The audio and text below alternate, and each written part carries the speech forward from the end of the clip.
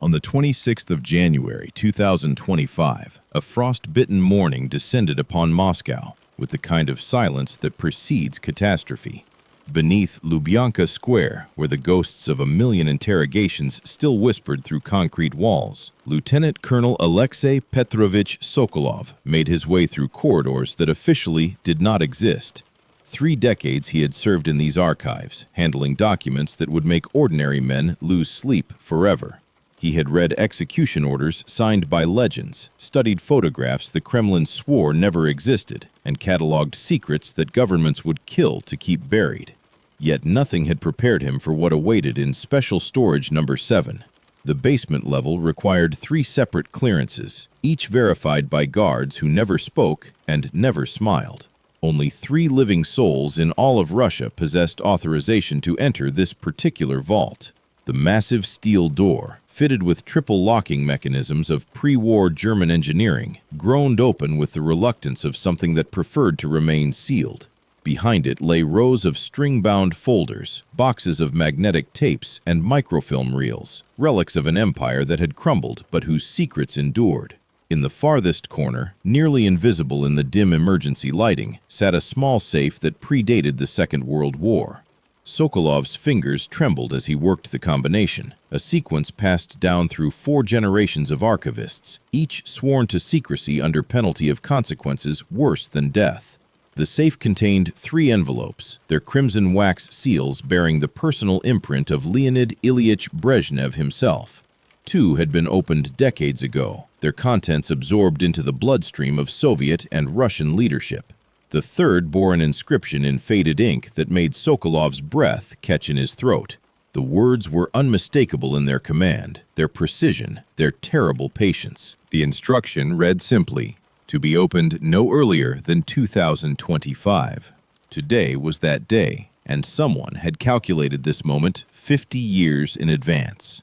Sokolov broke the seal with hands that had steadied countless times before, yet now refused to obey. The wax crumbled like dried blood, releasing a faint scent of age and something else, something that reminded him inexplicably of churches and graveyards. Inside lay yellowed pages covered in handwriting that slanted dramatically to the right, the script of a man who had seen too much and written it down anyway, knowing full well that believing would be the reader's burden. The author's name was one that every Soviet citizen over 60 would recognize immediately, though younger generations knew him only from television dramas and whispered legends. Wolf Grigorievich Messing, the telepath who had advised Stalin, the prophet who had predicted the Great Patriotic War to the exact date, the mystic whom the KGB had studied for decades without ever understanding. The contents of these pages did not concern the past. They concerned the future, specifically a date now barely 13 months away, February 26th, 2026, and they concerned a choice that one man would make, a decision upon which the survival of human civilization would hinge.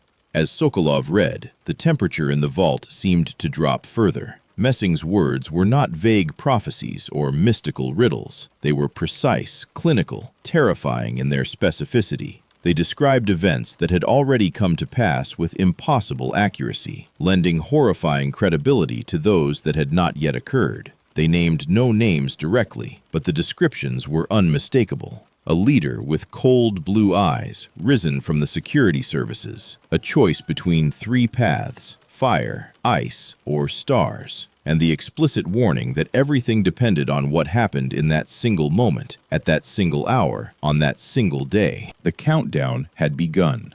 The 8th of November, 1974, arrived with the weight of unwritten history pressing against the walls of the Kremlin. In a private study whose location appeared on no official floor plan, Leonid Ilyich Brezhnev sat behind a desk cluttered with papers he no longer had the strength to read carefully.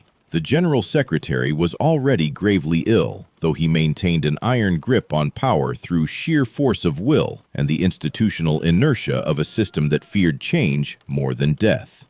On this particular evening, he awaited a visitor whose name had been deliberately excluded from every appointment ledger, every security log, every bureaucratic record that might someday fall into curious hands. Wolf Grigorievich Messing entered without fanfare, a slight man of 75 years who moved with surprising vitality for his age. His brown eyes possessed a quality that Brezhnev found immediately unsettling, a penetrating depth that seemed to see past flesh and bone into something more fundamental. The General Secretary was accustomed to men averting their gaze in his presence, to the subtle genuflections of power that decades of authority had made routine. This visitor did none of those things. He simply looked, and in that looking, Brezhnev felt himself evaluated by standards he could not comprehend. Major Viktor Ivanovich Petrov stood guard at the door, trying not to listen. The telepath spoke with a characteristic accent that betrayed his Polish origins, his voice soft but carrying an authority that had nothing to do with political rank.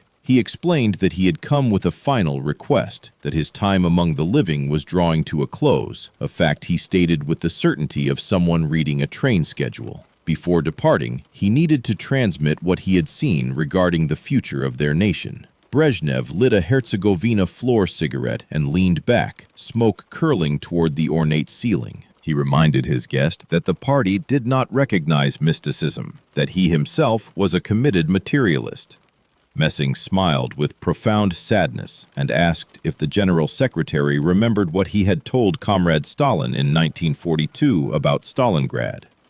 Stalin, too, had been a materialist, yet he had listened, and the outcome had vindicated the listening. And what about Nikita Sergeyevich during the Caribbean crisis? Khrushchev had heeded the warning and kept his finger off the button that would have ended civilization. Brezhnev's expression darkened. Only a handful of people alive knew about those consultations. The fact that Messing spoke of them so casually suggested access to information that should have been impossible to obtain through any conventional means. From the inner pocket of his worn jacket, the telepath produced 3 envelopes sealed with crimson wax. Each bore specific instructions for opening. The first was to be unsealed 10 years after his death. The second must wait until the year 2001. The third carried the most precise and most crucial directive of all. It must be delivered personally into the hands of whoever ruled Russia in 2025, to be opened on the exact date of January 26th of that year. Brezhnev demanded to know the significance of such strange precision, because exactly 1 year and 1 month later, Messing replied, an event would occur that required preparation. On February 26, 2026, the fate of Russia would be decided. Major Petrov watched from his post as the color drained from the General Secretary's face. Brezhnev extinguished his cigarette with unsteady hands and asked what the seer had witnessed. Messing's features seemed to age decades in seconds. He spoke of a man with cold blue eyes standing before a choice between war and peace, between past and future, between truth and lies. Upon this single decision rested whether humanity would survive to see the year 2027. As he turned to leave, he paused at the threshold. One more thing, he added. Warn Yuri Vladimirovich to be cautious of a man with a birthmark on his head. That one would bring great changes, but the cost would be terrible beyond imagination. The envelopes passed from hand to hand like a curse that could not be refused, each transfer marking a shift in the invisible architecture of Soviet power. When Brezhnev died in November of 1982, the sealed documents had already been secured in a location known only to his most trusted inner circle. Yuri Vladimirovich Andropov, the former KGB chairman who ascended to the General Secretary's chair, understood immediately what he had inherited. Unlike his predecessor, Andropov harbored no skepticism about Messing's abilities. He had spent decades in intelligence, cataloging phenomena that defied materialist explanation, and he knew that dismissing the impossible was a luxury afforded only to those who had never witnessed it firsthand. Andropov established a secret protocol for the envelope's protection, selecting 3 guardians whose loyalty had been tested beyond any reasonable doubt. The first was Colonel Vladimir Alexandrovich Krychkov, a rising star in foreign intelligence who would eventually lead the KGB itself. The second was Lieutenant Colonel Oleg Danilovich Kalugin, chief of counterintelligence, a man whose mind cataloged threats the way other men collected stamps. The third was Major Nikolai Petrovich Sokolov, an archivist of exceptional discretion who worked in the Special Documents Division. This Sokolov would become the father of the very officer who would unseal the final envelope decades later, a symmetry that Messing himself had somehow anticipated. Nikolai Sokolov committed an unforgivable breach of protocol that would ultimately prove invaluable to history. Despite strict prohibitions against personal records, he maintained a secret diary documenting everything he witnessed in his capacity as keeper. The entries paint a portrait of escalating tension and supernatural dread. On the 15th of March, 1984, he recorded the opening of the first envelope, exactly 10 years after Messing's death as instructed. Andropov read the contents for over an hour, his face betraying nothing, then summoned the young Mikhail Gorbachev to his office. Whatever transpired in that meeting remained unknown, but Gorbachev emerged looking like a man who had seen his own ghost. 3 weeks later, another entry appeared in Sokolov's forbidden diary. Yuri Vladimirovich had died, and his final words to the archivist carried an urgency that haunted Sokolov for years afterward. "Guard the third envelope," the dying leader had whispered. "Everything depends on it." Sokolov confessed in his writings that he did not understand what Andropov meant, only that the weight of those words pressed upon him like a physical burden. The brief Chernenko era passed without incident, the ailing successor apparently never informed of the envelope's existence. Gorbachev maintained strategic silence, but Sokolov sensed that the younger man knew something, that gears were turning behind those eyes marked by the distinctive birthmark Messing had warned about. When Gorbachev assumed power in March of 1985, his first unofficial act was to demand custody of the remaining envelopes. Sokolov surrendered them with a mixture of relief and foreboding, documenting the transfer in cramped handwriting that betrayed his trembling hand. What followed was perestroika, the systematic dismantling of everything the Soviet Union had built, a revolution from above that seemed to follow some invisible blueprint. In memoirs published decades later, Gorbachev let slip a curious phrase that conspiracy theorists would later scrutinize endlessly. He wrote simply that he had known what he was doing, that Messing had warned that the old system must die so the new could be born. Otherwise, by 2026, there would be neither old nor new, only nothing.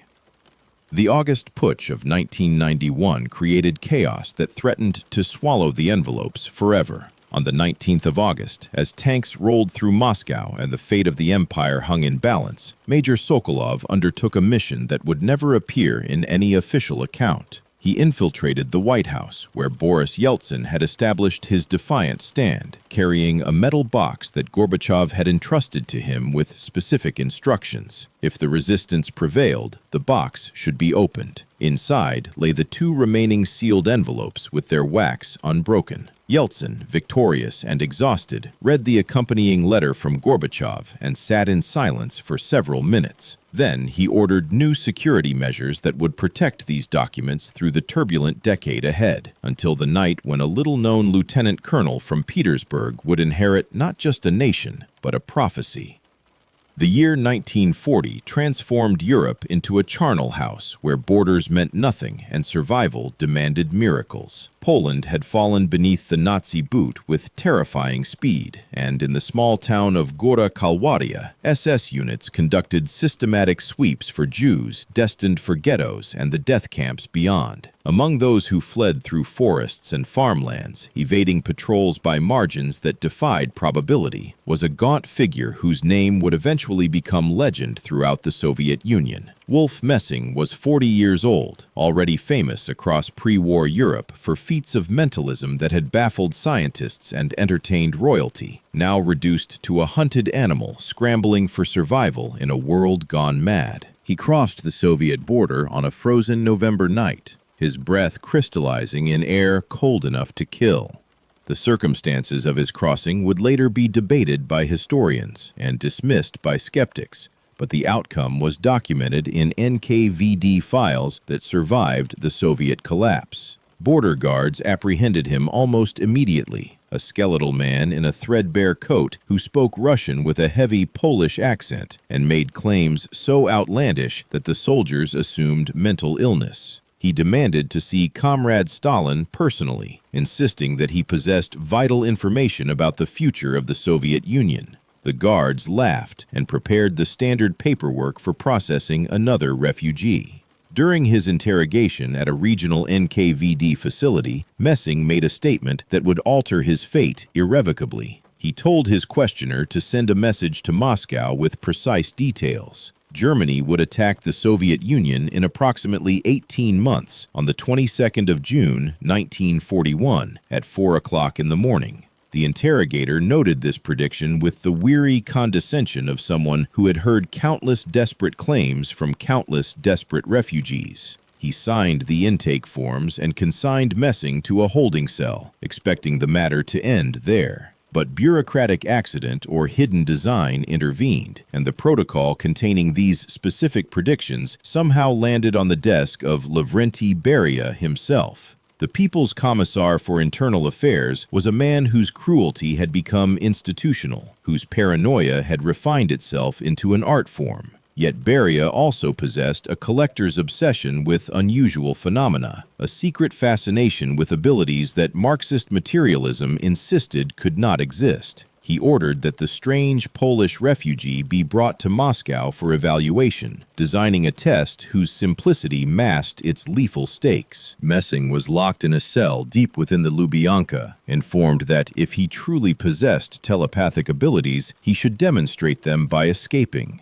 The guards received explicit orders to shoot on sight anyone attempting to leave. 3 hours would determine whether Messing lived or died, whether he was prophet or pretender.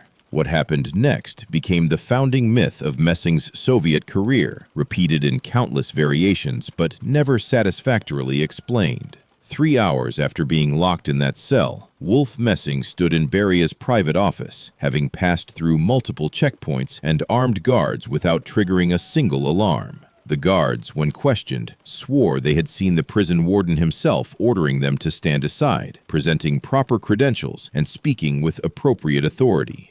Investigation revealed that the actual warden had been at home during the entire incident, eating dinner with his family, his presence at the prison a physical impossibility. Beria demanded to know how the trick had been accomplished. Messing offered no satisfactory explanation, only a gentle smile and a statement that would define his relationship with Soviet power for decades to come. He suggested that human minds were more malleable than materialist philosophy acknowledged, that perception could be guided by those who understood its mechanisms. Beria, impressed despite himself, arranged what had seemed impossible mere weeks before. On the 17th of December, 1940, Wolf Messing was escorted into the Kremlin for an audience with Joseph Stalin, the dictator who had terrorized a nation, who had sent millions to their deaths with a signature, would sit across from a Polish Jewish refugee and hear prophecies that would chill even his iron soul. The course of history pivoted on that meeting, though the world would not understand how profoundly until decades had passed. The Kremlin study where Stalin received visitors was designed to intimidate, its dimensions calculated to make supplicants feel small and vulnerable before the power concentrated behind that simple desk. Men who had commanded armies trembled in this room, confessing to crimes they had never committed simply because the atmosphere demanded submission. On the 17th of December, 1940, the man who entered displayed none of the expected deference. Wolf Messing walked toward the desk with measured calm, his eyes meeting Stalin's yellow gaze without flinching, and in that mutual assessment, something unprecedented occurred. The dictator encountered someone who did not fear him, and that absence of fear commanded a respect that no amount of groveling could have achieved. Stalin lit his pipe and studied his visitor through curling smoke, taking measure of this slight Polish Jew who had escaped both Nazi persecution and NKVD execution through means that defied rational explanation. Messing spoke first, his accented Russian carrying a weight that transcended mere words.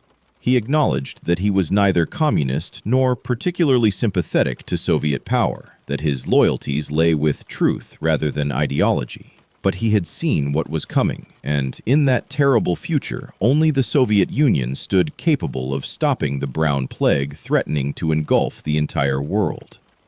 Stalin listened without interrupting, a courtesy he extended to almost no one, his pipe smoke weaving patterns in the still air.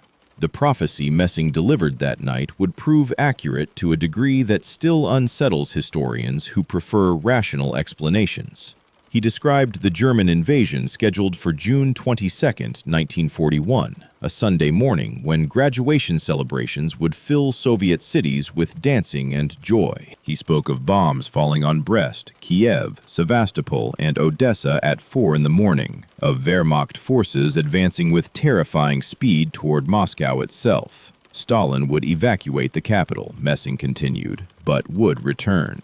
On the 7th of November, 1941, a military parade would march across Red Square while German artillery thundered in the distance, soldiers proceeding directly from the parade ground to the front lines. The symbolism would rally a nation. Stalin's expression hardened when Messing described German forces approaching close enough to see the Kremlin stars through binoculars. Would Moscow fall? The dictator demanded. No, came the reply. The winter of 41 would be the coldest in a century, freezing German machinery into uselessness while Russian soldiers fought on. Spring would bring Stalingrad, the city bearing Stalin's name becoming the grave of Wehrmacht ambitions. Messing painted the battle in strokes both broad and precise, describing a siege that would break the Nazi war machine and turn the tide toward eventual Soviet victory.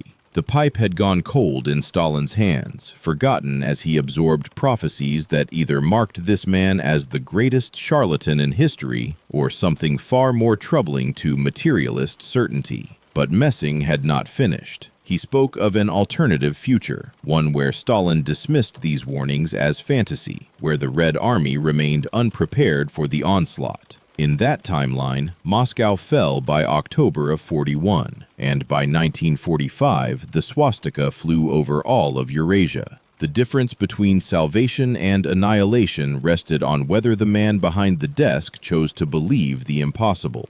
Stalin demanded to know what price Messing wanted for this intelligence. Nothing, the telepath replied, except permission to live in the Soviet Union and help where he could. And then he added something personal, a warning that made Stalin's face turn to stone. In March of 1953, on the 5th day of that month, Stalin would die, betrayed by those he trusted most. The dictator's voice dropped to a whisper that contained more menace than any shout. He observed that such words could warrant immediate execution. Messing acknowledged this truth with a slight nod, but added that Stalin would not give that order, because somewhere beneath the ideology and the terror, the dictator recognized truth when it stood before him. Their final meeting came in February of 53, just weeks before the prophecy fulfilled itself. Messing described the parade of successors, the bald one, the corn enthusiast, the metal collector, the reformer with the birthmark who would bury the empire,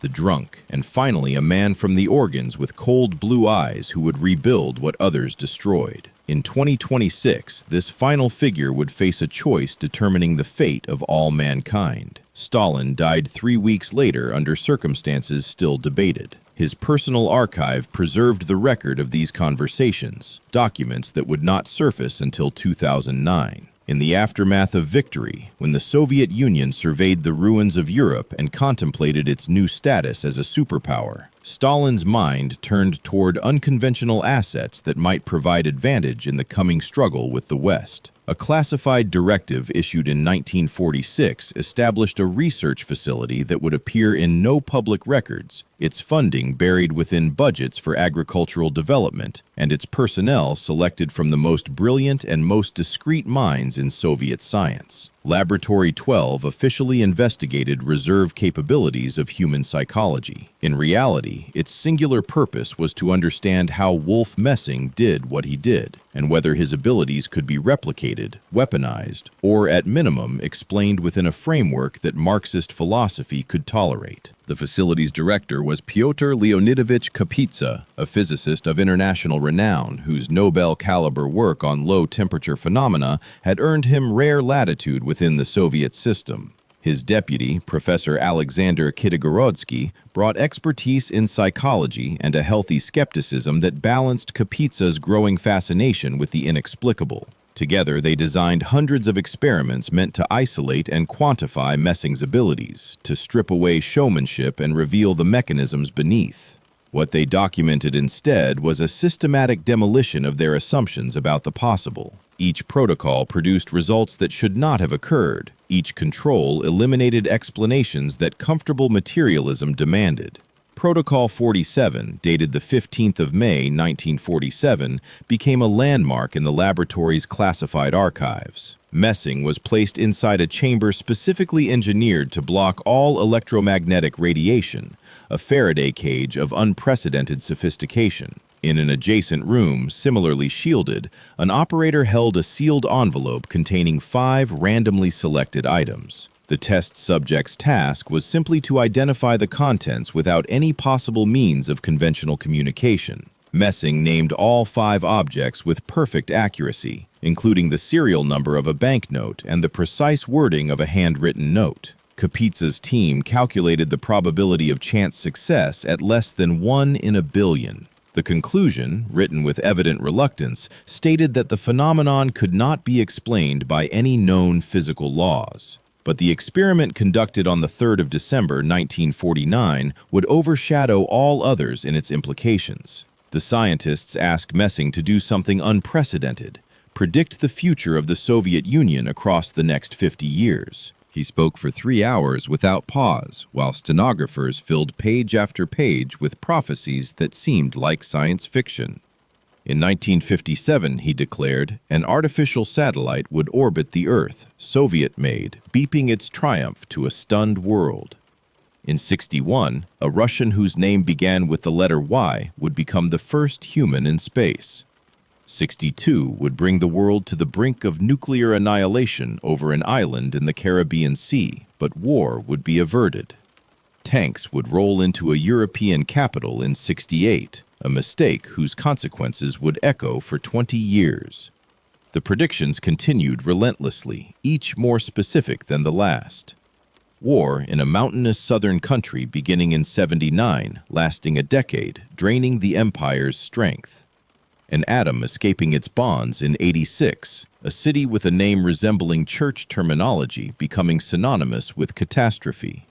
The wall dividing Europe falling in 89, heralding the beginning of the end.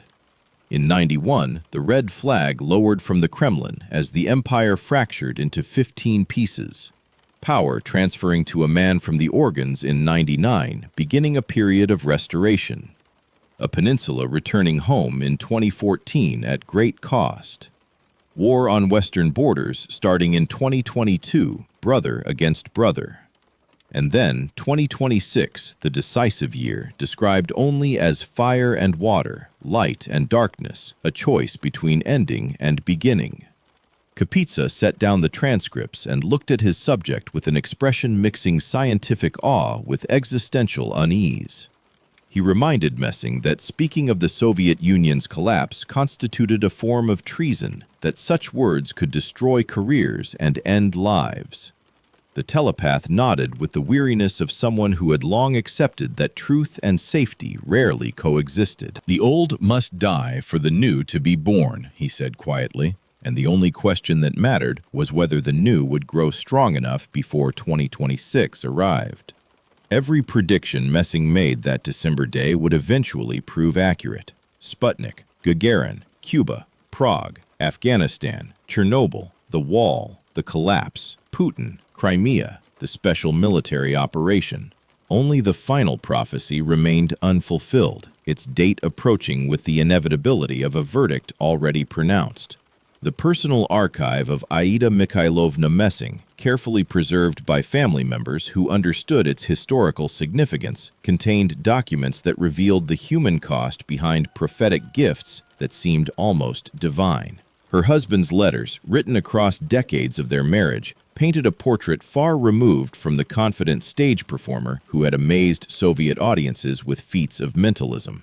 In private correspondence, Messing described an existence haunted by visions he could neither control nor fully interpret, a consciousness perpetually invaded by glimpses of futures that might or might not come to pass. The burden of knowing tormented him far more than any audience ever suspected, each prediction exacting a toll that accumulated across the years like interest on an unpayable debt. A letter dated 1962 revealed the particular anguish of uncertain foresight. Messing wrote to his wife about an attack that had seized him the previous night, showing him cities consumed by fire and millions dying in agony. But he could not determine whether this represented inevitable destiny or merely possibility, one branch among many extending from the present moment. Sometimes he perceived multiple futures simultaneously, like paths diverging in a forest, and lacked the ability to discern which route humanity would ultimately walk. This uncertainty tortured him more than definite knowledge of catastrophe ever could, for it suggested that his warnings might alter outcomes while providing no confirmation that alteration had actually occurred.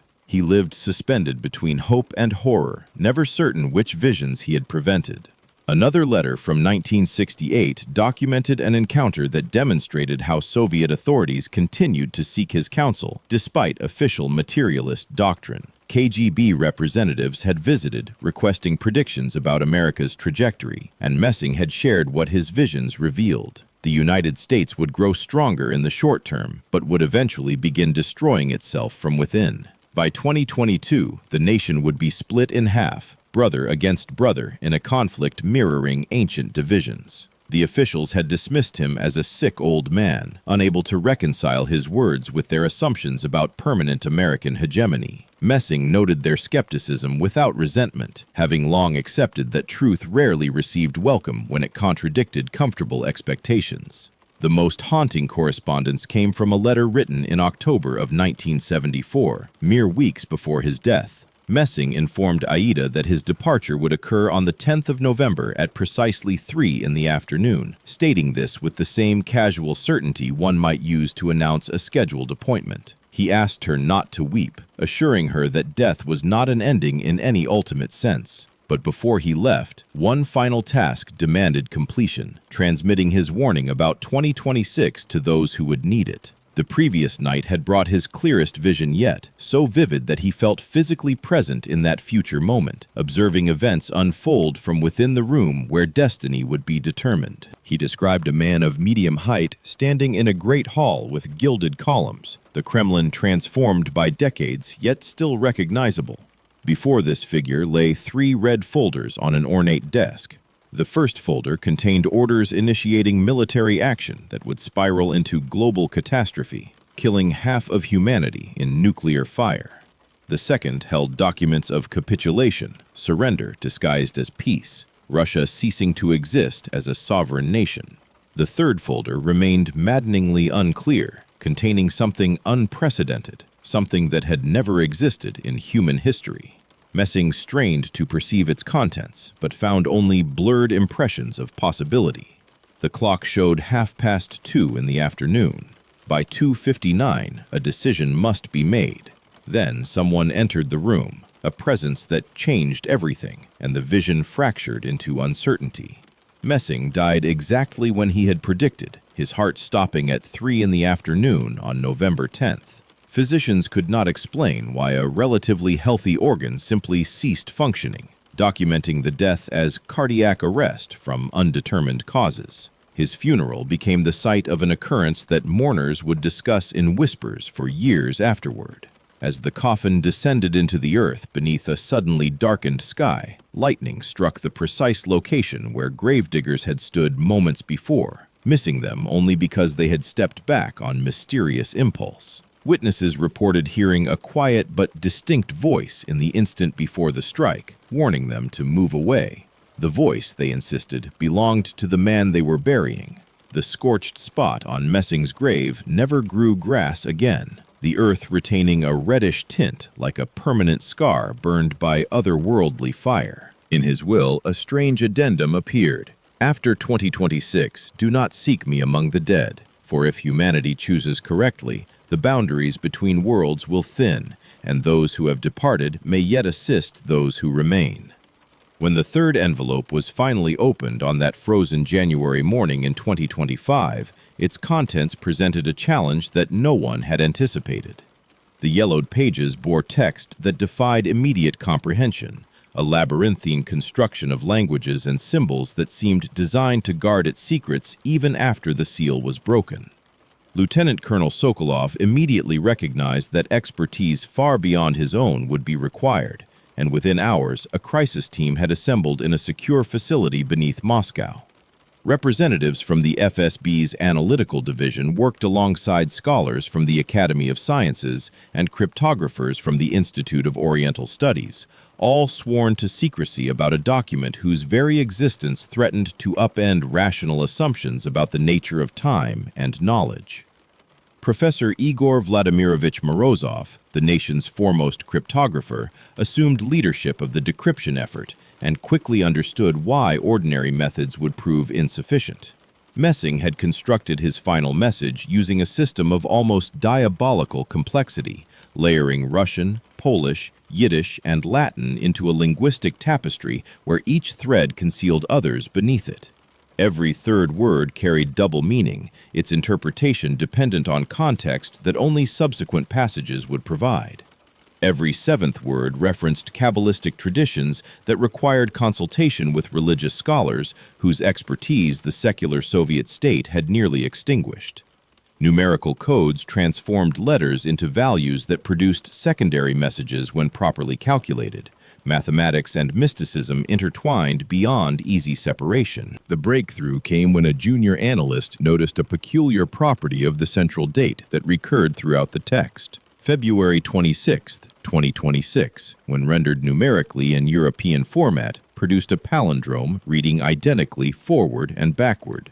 Messing had explicitly referenced this phenomenon, calling the date a mirror of time, where past and future converged into a single crystalline moment. Using this insight as a key, the team began unlocking passages that had previously resisted interpretation. The prophet had embedded his deepest revelations within structures that could only be understood from the perspective of his target date, as if the message itself existed partially outside normal temporal flow, awaiting the moment when its recipients would possess context necessary for comprehension. The first fully decoded section described geopolitical alignments in symbolic language that nonetheless permitted clear interpretation. When the eagle loses its feathers, Messing had written, and the dragon awakens from millennial slumber, the bear will find itself caught between hammer and anvil. Analysts required little imagination to identify America in decline, China ascendant, and Russia squeezed between competing pressures. But the prophecy continued with darker implications. A fourth player would emerge from shadows at this critical juncture, one who had remained hidden while manipulating events across generations. This force controlled golden threads connecting nations, possessed information before governments obtained it, and claimed no homeland while exercising power over all homelands. Their goal was singular: engineer chaos from which a new order would emerge under their dominion. Subsequent passages painted a triptych of catastrophe using elemental imagery that required careful unpacking. 3 fires would mark the approach of the decisive moment. The first burned in the West, where brother raised sword against brother in nations that had known only peace for generations. The second blazed in the East, where water would consume land in disasters both natural and engineered. The third and most significant fire would ignite in the heart of the world, the location where humanity's survival would be determined.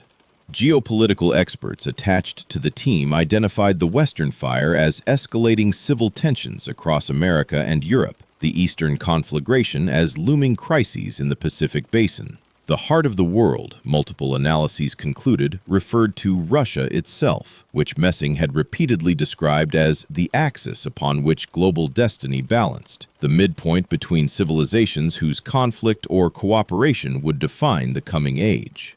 The most enigmatic decoded section concerned the precise timing of the choice that would determine everything. Messing wrote of the hour of the bull, when the moon would obscure the sun and Mars would enter the house of Scorpio. Astronomers consulted about these references confirmed their accuracy with evident astonishment. On February 26, 2026, a partial solar eclipse would indeed be visible from Russian territory, its shadow tracing a path across Siberia. Mars would occupy Scorpio, according to astrological calculations. The hour of the bull in Eastern tradition corresponded to the period between 1 and 3 in the morning. Every celestial detail aligned with observable phenomena, transforming mystical language into verifiable prediction. Whatever Messing had seen, whatever source had provided his impossible knowledge, it had furnished information accurate to degrees that chance could not explain. The team worked through nights without sleep, aware that each decoded passage brought them closer to understanding what February 26th would demand and what consequences would follow from success or failure. The astronomers summoned to verify Messing's celestial references approached their task with the confident skepticism of scientists accustomed to debunking supernatural claims. They expected to find vague predictions that could be retrofitted to match any number of astronomical events, the typical methodology of charlatans throughout history. What they discovered instead sent several of them into prolonged silence, their instruments confirming details that a man in 1974 could not possibly have calculated with such precision. The cosmic alignments described in the decoded passages were not merely accurate, but represented a convergence of phenomena so rare that its previous occurrence predated written records. February 26, 2026, would witness something that happened once every 2 millennia at most. 5 planets would gather in Aquarius on that specific date, their positions creating a geometric arrangement that ancient astrologers had associated with the turning of ages. Mars, Jupiter, Saturn, Uranus, and Neptune would align within a narrow band of the ecliptic, visible as a string of pearls across the pre-dawn sky to anyone who knew where to look. The lead astronomer, a woman who had spent 3 decades mapping celestial mechanics with mathematical rigor, reluctantly admitted that such a conjunction last occurred approximately 2,000 years before the present era. The timing coincided uncomfortably with events in Bethlehem that had reshaped human civilization, a parallel she mentioned with visible discomfort. Whatever one believed about astrology, the statistical improbability of Messing specifying this alignment decades in advance defied dismissive explanation. The solar eclipse added another layer of cosmic significance to the already extraordinary date. The moon's shadow would trace a path across Siberian territory, beginning near Novosibirsk and sweeping through Krasnoyarsk before reaching Yakutsk in the far northeast. This trajectory crossed landscapes that indigenous Siberian peoples had considered sacred for millennia, routes along which shamans had conducted spiritual journeys since before history began recording such things. Messing had called it the path of power in his writings, demonstrating familiarity with traditions that his European Jewish background would not typically provide. The eclipse would transform day into twilight across these ancient sacred geographies precisely as the planetary alignment reached its maximum intensity, overlapping phenomena multiplying each other's esoteric significance. One passage had mentioned Lake Baikal specifically, and researchers investigating this reference uncovered layers of meaning that extended far beyond astronomical observation. Messing wrote that when the lunar shadow touched the sacred waters, a portal would open, not physical but energetic, a thinning of barriers between dimensions that ordinarily remained impermeable. For several hours, those who had prepared themselves would perceive reality's true nature, experiencing directly what mystics across cultures had only glimpsed through arduous spiritual practice. Skeptical scientists dismissed such language as metaphysical nonsense, but geologists noted that Baikal sat atop a rift zone where tectonic plates created electromagnetic anomalies documented in peer-reviewed literature. Strange lights, unexplained readings, and instruments behaving erratically had been reported there for as long as instruments had existed to malfunction. The Decryption team cross-referenced Messing's predictions with current observational data and found correlations that induced considerable unease. An asteroid designated 2025 PL had been detected on a trajectory bringing it unusually close to Earth, its nearest approach calculated for late January 2026, precisely 1 month before the prophesied date. Seismologists had flagged anomalous activity in regions historically considered stable, patterns that matched no recognized precursor models, yet clearly indicated subsurface movement of unprecedented character. Telecommunications engineers had published warnings about solar activity cycles that would peak in early 2026, creating conditions conducive to widespread infrastructure disruption. Each phenomenon, considered individually, possessed mundane explanation. Taken together, they formed a constellation of convergences that Messing had described with impossible foreknowledge. The prophet had connected these celestial events to specific terrestrial consequences in passages that the team decoded with growing apprehension. Signs would manifest before the decisive moment, warnings for those with wisdom to interpret them. A comet would appear unexpectedly 1 month prior, dismissed by scientists as coincidence but recognized by the prepared as announcement. The Earth would tremble 1 week before, not where seismologists expected, but in places calm for centuries, foundations literally shaking as if the planet itself sensed approaching transformation. 1 day before the choice, all communication systems would fail simultaneously for exactly 1 hour, plunging humanity into silence where each person would hear only their own conscience speaking truths normally drowned by noise. These were not threats but opportunities, Messing had written, chances for humanity to pause, reflect, and consciously participate in the choice that their collective unconscious was already shaping. The stars were aligning, the Earth was preparing, and the deadline approached with the inevitability of orbital mechanics, indifferent to whether anyone believed in prophecy or dismissed it as delusion. Among the decoded passages that disturbed the analytical team most profoundly were Messing's descriptions of technologies that in 1974 existed only in the most speculative science fiction. He wrote of a world where humans conversed with machines and machines responded with human-like understanding, where devices small enough to fit in a palm connected instantaneously with any point on the planet, where information flowed faster than conscious thought could process. Reading these words in 2025, surrounded by smartphones and artificial intelligence systems that matched every description precisely, the investigators confronted an uncomfortable truth. Either Messing had possessed genuine access to future knowledge, or coincidence had achieved a density that strained probability beyond any reasonable threshold. Neither explanation offered comfort to minds trained in rational analysis. But the prophet had not merely described the present that his future readers would inhabit. He had extended his vision further into developments that remained just beyond current capability, yet close enough to recognize as imminent. In 2026, he wrote, a breakthrough would occur that would alter humanity's relationship with reality itself. This was not simply advancement along existing trajectories, but something categorically different, a discontinuity in the curve of progress that would render previous assumptions obsolete overnight. The technology he described was neither weapon nor medicine nor machine in conventional understanding, yet it partook of all three capabilities while transcending their limitations. It was a key, Messing insisted, using that word repeatedly across multiple passages, a key to what scientists called the unified field, and what believers throughout history had named God. Technical experts analyzing these sections proposed interpretations that would have seemed absurd mere decades earlier, but now appeared increasingly plausible. Quantum computing had advanced to the point where Chinese researchers had announced systems operating with over 1,000 qubits, processing information through mechanisms that Einstein had famously derided as spooky action at a distance. Russian physicists at the Dubna Research Facility had recently published papers describing unexpected breakthroughs in understanding quantum entanglement, phenomena that permitted instantaneous correlation across any distance in apparent violation of light speed limitations.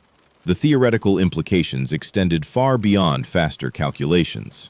Some researchers whispered about modeling consciousness itself, simulating realities indistinguishable from the one we inhabited, perhaps even accessing dimensions that current physics could only theorize. Messing had written specifically about this convergence, describing machines capable of modeling alternative realities with such fidelity that the distinction between simulation and actuality would dissolve. Such technology could enable something unprecedented in human experience: navigation between possible worlds, selection among branching timelines, conscious choice applied to the very fabric of existence. This was the key he referenced, the tool that would open doors previously accessible only to mystics in altered states and prophets touched by inexplicable grace. Whoever controlled this technology would possess power that previous generations would have attributed only to divine beings, the ability to shape reality according to intention, rather than accepting reality as immutable given. The implications for warfare alone were staggering, but the potential extended far beyond military application into territories that philosophy and religion had reserved for themselves. The prophet's warnings about this technology carried urgency that transcended his typically measured tone. He described it as a blade with two edges, capable of cutting toward salvation or annihilation, depending entirely on the hands that wielded it. In the possession of wisdom, it would open humanity's path to the stars, solving problems that had plagued civilization since its inception. Energy would become unlimited, harvested from the quantum vacuum that underlay all material existence. Disease would yield to interventions operating at levels more fundamental than biochemistry. The aging process itself might be slowed or reversed, lifespans extending across centuries rather than decades. But in the hands of foolishness or malevolence, this same technology could unravel the very structure of reality, tear holes in existence through which chaos would pour, ending not just human civilization, but the coherent fabric of space-time that made any existence possible. The choice concerning this technology would be made on February 26, 2026. Messing had written with emphasis that later decoders found almost desperate. Forces were already competing to control the breakthrough, he warned, and not all of them had humanity's interests at heart. The shadow players he had described earlier, those who held golden threads and claimed no homeland, understood what was approaching and had positioned themselves to seize advantage when the moment arrived. Against them stood only the possibility that leaders in key positions might choose differently, might opt for sharing rather than hoarding, cooperation rather than domination.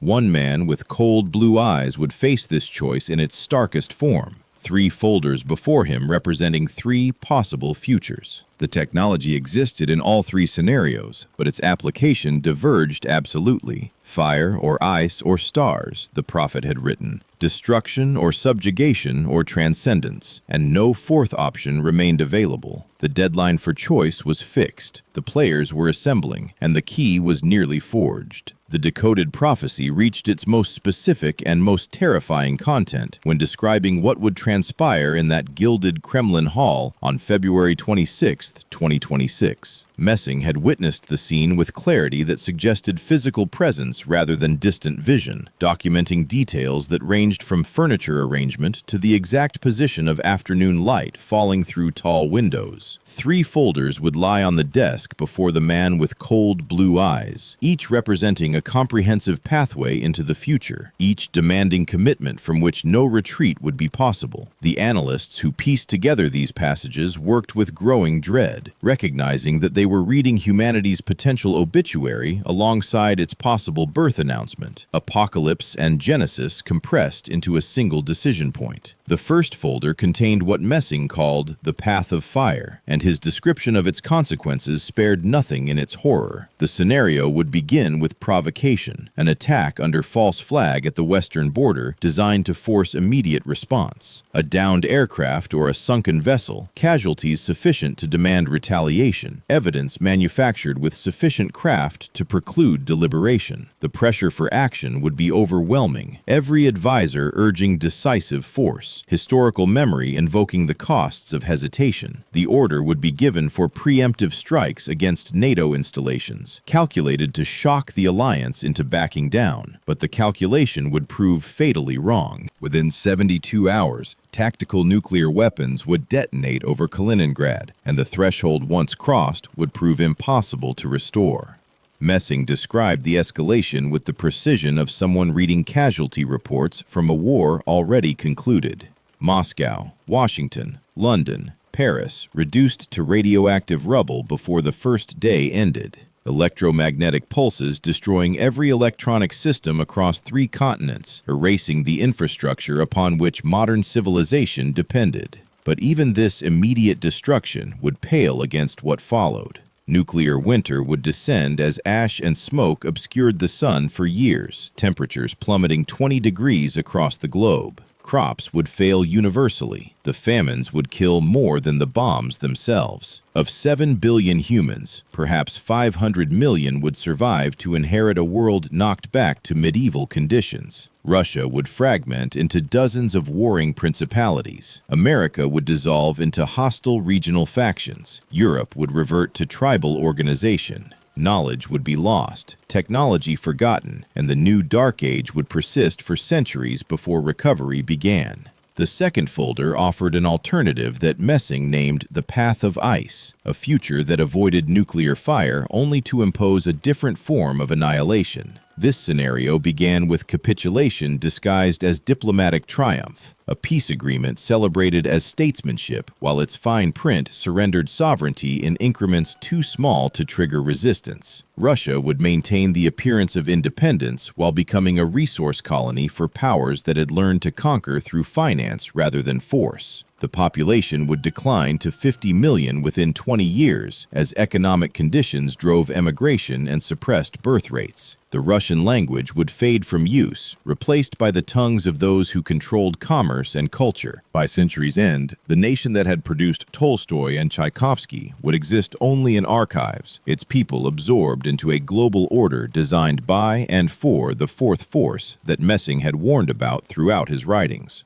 This path avoided the spectacular violence of nuclear war, but achieved an extinction no less complete, merely slower and quieter. The prophet described populations pacified by entertainments that demanded nothing and provided less, consciousness dulled by chemicals, legal and otherwise, identity dissolved in a homogenized global culture that celebrated diversity while enforcing uniformity. Humanity would survive in biological terms, but would sacrifice everything that made survival meaningful. The iron servants and invisible chains he had mentioned elsewhere would achieve their final purpose, shepherding a species that had once dreamed of stars into permanent containment. Those who ruled this frozen world would congratulate themselves on preventing war while presiding over a peace indistinguishable from death. The man with cold blue eyes would be remembered as the leader who saved his people from destruction, the bitter truth of what he had actually signed away emerging only when resistance had become impossible.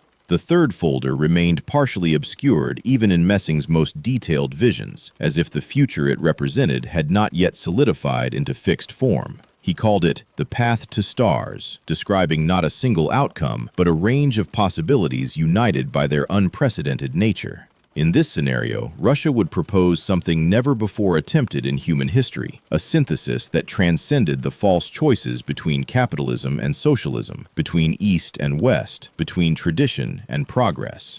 The announcement would stun the world, an international center for breakthrough technologies located on the shores of Lake Baikal, open to scientists of all nations regardless of political alignment. The first gift to humanity would be unlimited clean energy extracted from the quantum vacuum using principles that current physics barely glimpsed. Patents would be released freely, power becoming as abundant as air. The subsequent revelations would cascade rapidly. Medical technologies extending human lifespan tenfold, consciousness modeling that unlocked mysteries of mind and soul, capabilities that previous generations would have classified as miraculous. Messing acknowledged that this path demanded more than any individual could provide alone. It required reconciliation with the brother nation torn away by conflict, alliance with unexpected partners among former adversaries, and, above all, the courage to relinquish the very power that made such choices possible. The man facing those three folders would need to sacrifice not merely political advantage, but the entire framework of competition that had defined international relations since nations first existed. He would need to trust that humanity, given tools of transcendence, would not immediately employ them for destruction. The third folder asked for something that no leader in history had ever provided: faith in the species at the very moment when evidence for such faith seemed weakest. Everything depended on whether that faith could be summoned and whether it would prove justified. The decoded manuscripts contained one final revelation that the analytical team approached with particular fascination and unease, a section Messing had titled "The Unknown Variable" in his characteristic cryptic fashion. All the scenarios he described, whether ending in fire or ice or stars, assumed that the man with cold blue eyes would make his choice based on information available through normal channels, advice from counselors, intelligence reports, strategic calculations. But the prophet had witnessed something else entering the equation at the critical moment, an element that defied categorization and disrupted every predictive model he had constructed. Something unexpected would occur in the hours before the decision, transforming the entire context within which choice would be made. In the night between February 25th and 26th, Messing wrote, attention would focus on the geopolitical crisis demanding resolution. Diplomats would engage in frantic negotiation, while military forces held positions of hair-trigger readiness. But far from Moscow, in the ancient wilderness surrounding Lake Baikal, an event would unfold that no government had anticipated or could control. Where tectonic plates had ground against each other for millions of years, where the Earth's crust was thinnest and electromagnetic anomalies had puzzled scientists for generations, something would open. Not an earthquake in any conventional sense, but a rift, a discontinuity in the fabric of reality itself that would release energies unprecedented in recorded history. Light would emerge from this opening, the prophet described. Light unlike any produced by natural or artificial means. Those who witnessed it directly would find their consciousness permanently altered, expanded beyond previous limitations into perception of realities normally hidden from human awareness. The effect would spread outward from the epicenter in waves, touching sensitive individuals across the entire region with visions and insights that transcended ordinary understanding. Among those affected would be someone utterly unexpected, a person of no political significance or public profile, perhaps a teacher in a provincial school or a physician in a rural clinic. In this anonymous individual, the light would kindle abilities that humanity had not witnessed since ancient times, capacities that Messing himself had possessed only in fragmentary form. This person would experience immediate and complete knowledge of what was unfolding in Moscow, understanding with absolute clarity what the three folders contained and what consequences each choice would unleash. More than understanding, they would feel compelled to act, drawn toward the capital by an imperative that overrode all considerations of practicality or self-preservation. Travel that should have required hours would compress inexplicably, obstacles that should have proved insurmountable dissolving before determined advance. By morning on February 26th, as the deadline for decision approached, this unknown figure would arrive at the Kremlin itself, passing through security cordons as if they offered no more resistance than morning mist. Guards would later report seeing credentials that authorized passage, hearing voices that commanded cooperation, yet no record of such credentials or voices would exist. The stranger would enter the room where the man with cold blue eyes sat before his three folders, interrupting a moment of history that protocol insisted must never be interrupted. What happened next, Messing admitted, exceeded even his ability to perceive with certainty. He described words spoken in a language that did not exist in any linguistic catalog, syllables that somehow conveyed meaning directly to consciousness without requiring translation. These words were not threat or command or even persuasion in any ordinary sense. They functioned as a key, unlocking perceptions that normal cognition suppressed, allowing everyone present to see simultaneously all the futures branching from this single moment. The fire and its centuries of darkness, the ice and its quiet extinction, the stars and their promise of transcendence. All three realities would become equally vivid, equally present, their consequences felt rather than merely calculated. In that moment of expanded awareness, Messing suggested, the choice would become obvious in ways that rational analysis could never achieve. Those present would understand viscerally what humanity stood to lose or gain, would feel the weight of billions of lives depending on their decision, would recognize that the illusion of separation between leader and led had always been exactly that, an illusion. The stranger would remain only long enough to ensure that perception had stabilized, then would depart as mysteriously as they had arrived, leaving behind a single symbol drawn on paper with no apparent implement. A circle divided into 3 equal sections with a point at the exact center, representing unity achieved through trinity, wholeness emerging from apparent division. This symbol, Messing wrote, would become the emblem of whatever new era emerged from the choice made in that room. The prophet concluded his final manuscript with words addressed not to leaders or analysts, but to ordinary people who might someday learn what he had foreseen. The future is not fixed, he insisted, despite the precision with which he had described its possibilities. What he perceived were probabilities, tendencies, trajectories that could be altered by collective human intention. Every person alive contributed to the energetic field within which leaders made decisions, their thoughts and hopes and fears creating currents that influenced outcomes in ways that materialist philosophy refused to acknowledge, but that quantum physics increasingly could not deny. The choice on February 26th would be made by one man, but it would reflect the accumulated consciousness of the entire species, a summation of what humanity had become across millennia of development. Messing's final request carried the weight of someone who had witnessed possibilities too terrible and too wonderful to keep silent about. In the night before the decision, wherever you are and whatever you believe, pause in your activities and direct your deepest intentions toward the outcome you wish for your children and their children. Call it prayer or meditation or simple focused thought. The label matters less than the sincerity. If enough minds align toward transcendence rather than destruction, if enough hearts choose trust over fear, the balance will tip toward stars rather than fire or ice. I have seen what humanity can become, and it is glorious beyond description. I have also seen what humanity can destroy, and it is everything.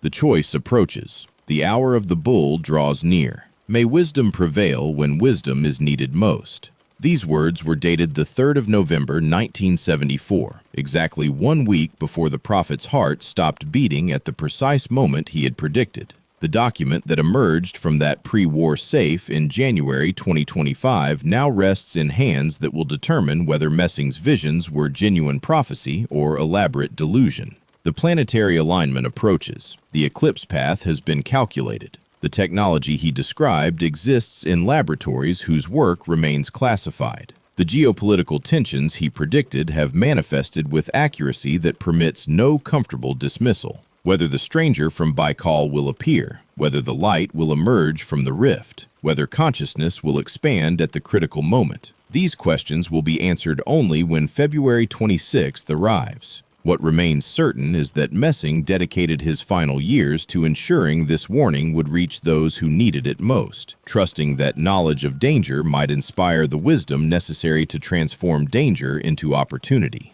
The countdown continues. The world watches without knowing what it watches for. And somewhere, perhaps an ordinary person in an ordinary town feels the first stirrings of an extraordinary purpose they do not yet understand.